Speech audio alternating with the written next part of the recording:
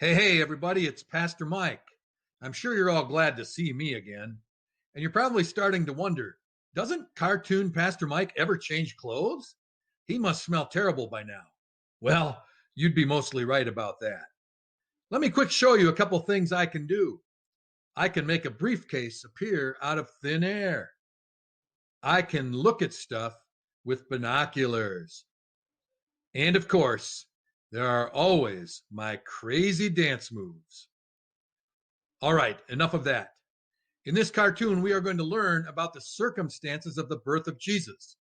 A lot of people don't know that the birth of Jesus involved a lot of scandal. It's true. As we shall see, the birth of Jesus wasn't as simple as Christmas cards try to make it seem.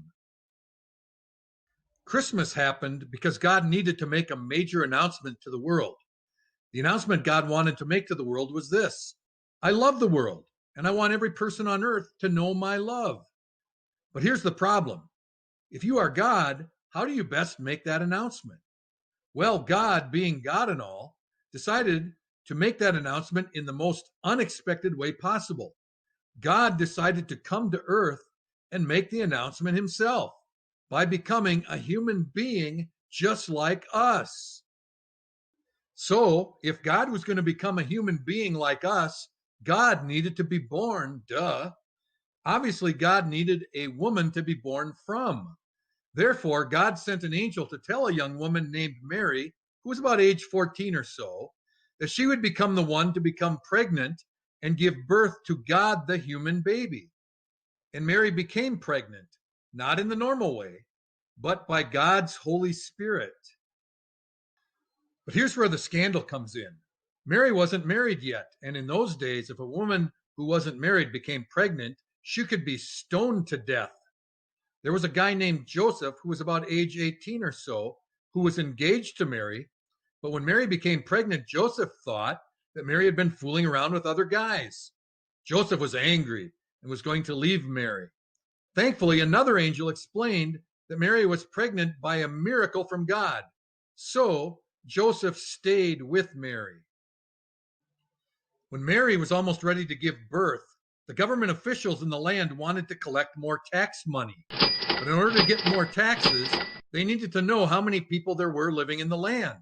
So Mary and Joseph had to travel to Bethlehem to register there so that they could pay more taxes. And to make matters worse, when they got to Bethlehem, nobody was willing to help them.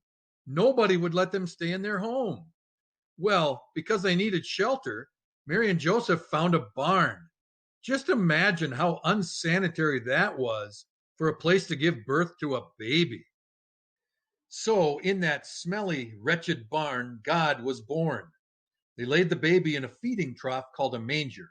So, yes, the baby Jesus came into our world lying in animal slobber and rotting animal food. Welcome to earth, Jesus. Aren't you glad you came? One final thing to know about the birth of Jesus. When Jesus was maybe a year old or so, some wise men from the east showed up in the city of Jerusalem and told King Herod that the stars in the sky indicated that a new king had been born, and they wanted to know where that new king was. They figured out that the birthplace was Bethlehem. Because King Herod was such a horrible, jealous man, he sent soldiers to Bethlehem to kill every boy aged 2 or under. Mary and Joseph and little Jesus had to run for their lives.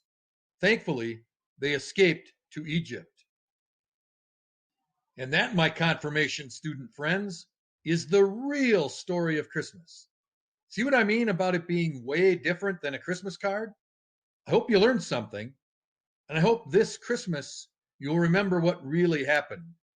And I hope you'll remember my crazy dance moves. All right, I gotta go.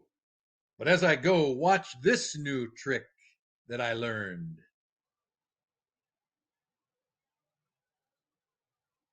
Wasn't that cool? Bye-bye.